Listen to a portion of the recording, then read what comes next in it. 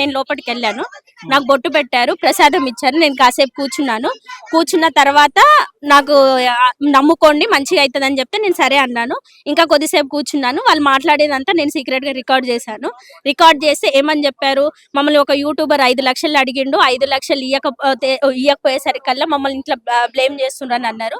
సరే అవునా అన్నాను. ఇంకొక భక్తురాలను అడిగాను నేను, ఏమని మీరు ఇక్కడికి ఎందుకు వచ్చారంటే, ఇవాళ మమ్మల్ని నైట్ నుంచే ఫోన్లు చేసి పిలిపించుకొని మాకు భోజనాలు పెడతామని అన్నారు, ఏదో చెప్తామంటే మేము వచ్చామని అన్నారు. అవునా అనుకొని సైలెంట్ గా కూర్చున్నాను. కూర్చున్న తర్వాత మళ్ళీ యాజ్ రికార్డ్ పెట్టాను ఫోను.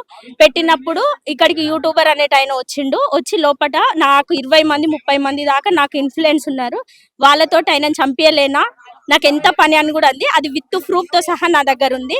ఇంకొకటి నేను అడిగాను, మీరు అంటే బ్రాహ్మణ్స్ కి అయితేనే మణిద్వీప అమ్మవారిని మోసేంత బరువు, మోసగలిగేంత శక్తి ఉంటది, అదర్ క్యాస్ట్ వాళ్ళకు ఉండదు. ఎందుకు ఉండదు అంటే అది మనందరికీ కూడా తెలుసు. అందుకనేసి వాళ్ళు ఏ క్యాస్ట్ అని నేను అడిగితే, వీళ్ళు ఏ క్యాస్ట్ మాకు తెలియదు కానీ మేము జస్ట్ ఈడ మాత్రం సేవ చేసుకుని వస్తామని చెప్తుర్రు. సేవ చేసుకునేటోళ్ళకి బాసర లేదా, తిరుపతి లేదా, లేదా యాదగిరిగుట్ట లేదా? ఎందుకు మనుషులను ఇంత అవును, ప్రతి నిజామాబాద్ లో గుళ్ళు లేవా?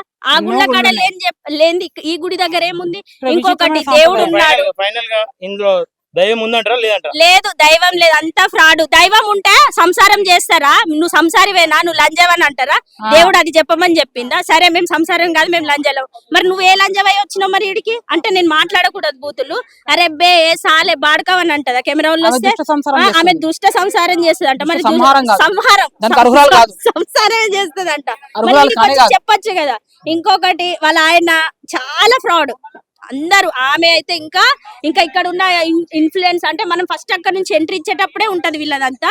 మేము ఇక్కడ నుంచి ఏ మొదలను, నేను పక్క హిందూను, సనాతన ధర్మానికి వ్యతిరేకత కాదు. మేము 100 మందికి మేము క్రిస్టియన్స్ మాట్లాడతాం, మీరు ఇట్లే మాట్లాడుతున్నారు అట్లా మాట్లాడుతున్నారు. మా హిందువుల జోలికి వస్తే, మా సంస్కారాన్ని ఏదైనా తప్పు పట్టిస్తే ఎవరిని ఊరుకునేది లేదు. ఇక్కడతోటే కాదు, రేపు పోరాటం ఉంటది. ఇంకొకటి ఎండోమెంట్ వాళ్ళ పర్మిషన్ లేదు. ఆ ఎండోమెంట్ మేడం కొండ సురేఖతో సహా ఇక్కడికి మేము ఇన్వాల్వ్ చేస్తాం. ఎవరికి తగ్గేది లేదు, ఎవరికి భయపడేది లేదు.